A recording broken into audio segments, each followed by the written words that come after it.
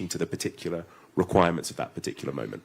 Minister Lokesh, I mean, I think in some fashion, all of this is very helpful because in India, considering the number of students out there, if you go for one-on-one human tutoring, then it's a profession that I would like to take up yesterday. Because it's going to be very rewarding. But any thoughts on that? And then also, just coupled with that, also a point that Professor Lee mentioned, right, about vertical needed. And you are out there setting up data factories, so to say. Give us some thoughts on that too.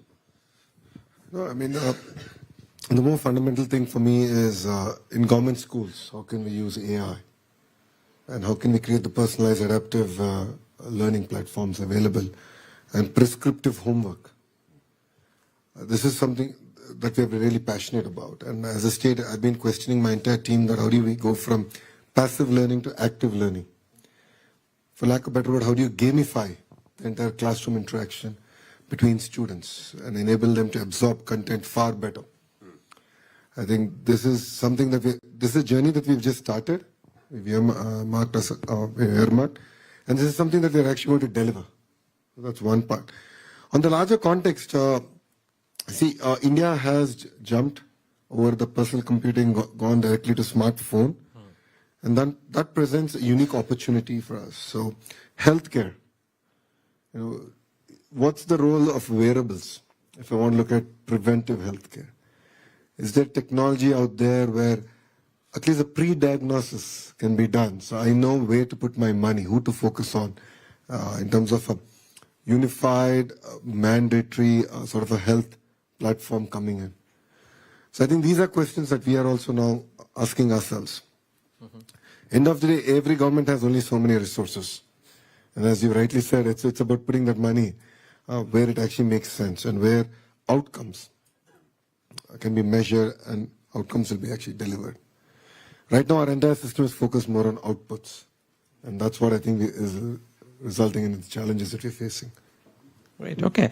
Professor Lee, can I come to you now? And, one thing is, of course, the right kind of skills imparted in order to create the best AI experts that you can for the future. Now, I'd love to understand from you, because you've got a great working experience with startups as well. You've got a lot of thoughts on this subject. What are the key elements or the critical elements for which would be very necessary for creating the right set and the right number of AI experts for the future, not just from an Indian or an Andhra Pradesh perspective, but in general? Well, we're more interested in create AI winner, not just an expert. AI winner, okay. So yeah, expert can be many things. Yeah, the expert sometimes not necessarily a winner. So, well, let me put it this way.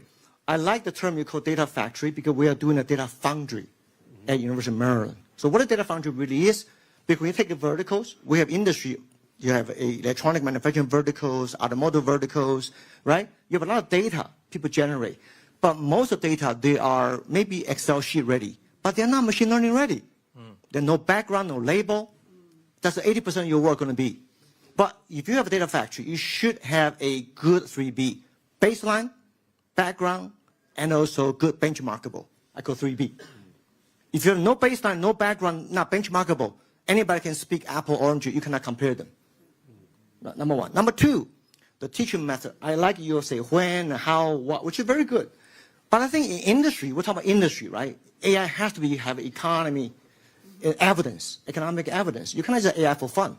Yeah, I mean, maybe, but if you cannot have an economic impact, how long is it going to last for fun? Well, first of all, the principle base, which anybody can teach, and every professor can teach principle. Second, we focus on practice-based. We create data sets that are ready to be used. You can learn different tools. Could be simply like support vector machine, self-organizer map,